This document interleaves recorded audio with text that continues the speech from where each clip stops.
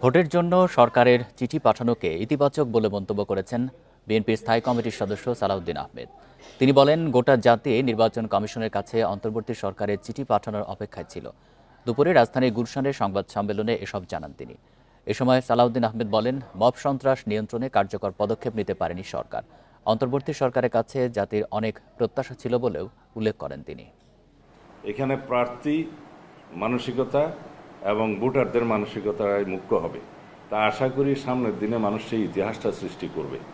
তো সুতরাং সবাই মিলে যদি আমরা নিরপেক্ষ, সুষ্ঠু, অবাধ এবং একটা গ্রহণযোগ্য, বিশ্বব্যাপী যাতে গ্রহণযোগ্যতা পায় সেরকম নির্বাচন অনুষ্ঠান করার জন্য প্রতিশ্রুতিবদ্ধ, সেই জায়গায় আমার মনে হয় না অন্য কোনো শঙ্কা থাকবে।